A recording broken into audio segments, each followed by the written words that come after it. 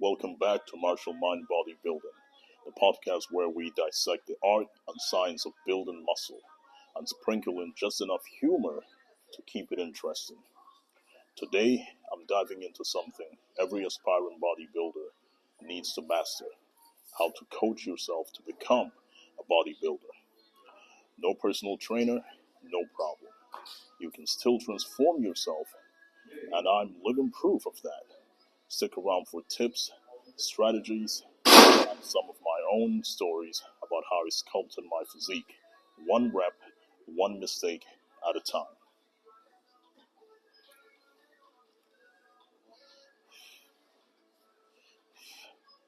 First things first, you need a plan. Wandering into a gym without one is like grocery shopping without a list. You'll grab random stuff and wonder why it's not working. When I first started, I made this mistake. I would hop on every machine in the gym thinking, yeah, this was probably, this will probably hit the spot or it will hit something. Spoiler alert, it didn't. Eventually, I sat down with my research and created a structured program. I divided my training into push, pull, and leg days, focusing on compound movements like squats, deadlifts, and bench press. These are your bread and butter. Fancy machines are nice, but nothing beats the classics. One tip: track your workouts. When I started keeping a journal of my lifts, weights, reps, and sets, it changed everything. Progress isn't always visible in the mirror, but seeing your deadlift go from 185 pounds to 315 pounds, that's proof you're moving in the right direction.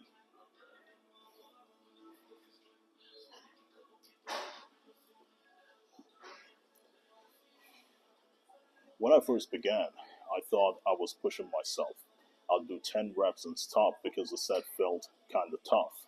Then I learned about training to failure. Let me tell you, those few sets to actual failure humbled me.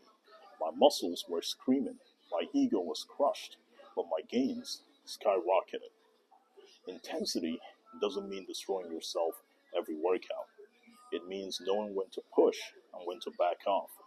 For me, that balance came with experience. I remember one time I went so hard on leg day, I couldn't walk properly for 3 days. Lesson learned: intensity is good, overdoing it isn't. Rest and recovery are just as important as the grind.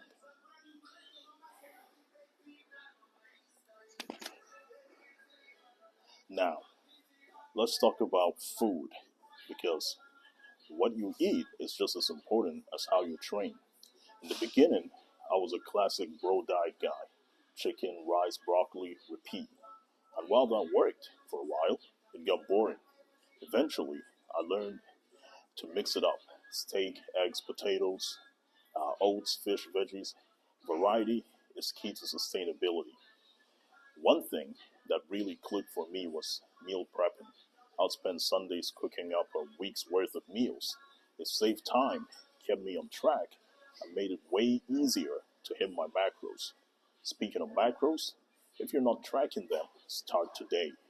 Protein is king. Carbs fuel your workouts, and fats keep your hormones happy. It's a balancing act, but once you nail it, your body will thank you. Oh, and let's not forget the importance of cheat meals. I remember my first cheat meal after weeks of strict eating. It was a pizza, and it felt like heaven. But here's the trick: treat cheat meals as a reward, not a habit.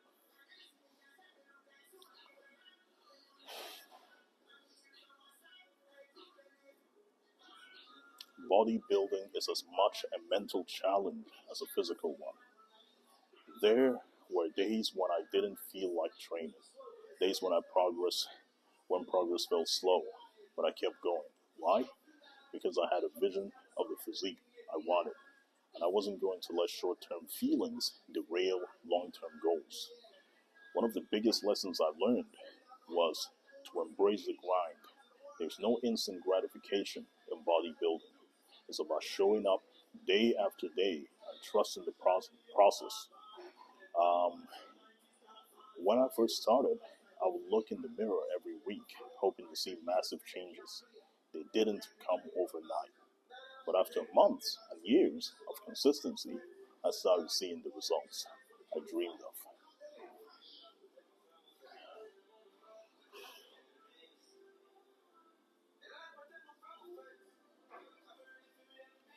Here's the thing, when you're coaching yourself, you will make mistakes. I made plenty. Like the time I thought I didn't need to train legs because my genes hit them anyway. Yeah, that was embarrassing. And when I hit the beach with chicken legs, or the time I tried every supplement under the sun before realizing most of them were just expensive marketing gimmicks. The key is to learn from those mistakes. When something isn't working, don't be afraid to pivot. Adjust your training, tweak your nutrition, and keep experimenting until you find what works for you.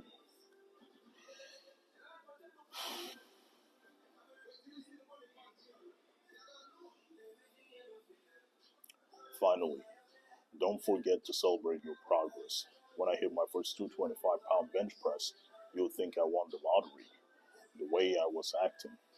But those milestones matter. They remind you why you're doing this, whether it's hitting a new PR, seeing a new vein pop, or just feeling stronger. Take a moment to appreciate it. You feel me? Bodybuilding isn't just about the destination, it's about the journey.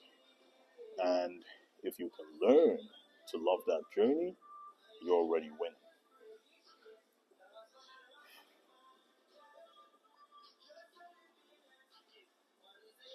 That's it for today's episode of Martial Mind Bodybuilding.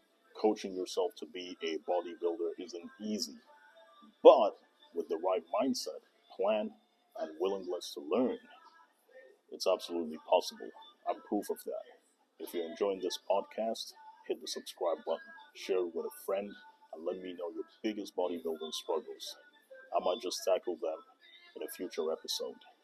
Until next time, keep lifting, keep learning, and remember, the only bad workout is the one you didn't do. Catch you later.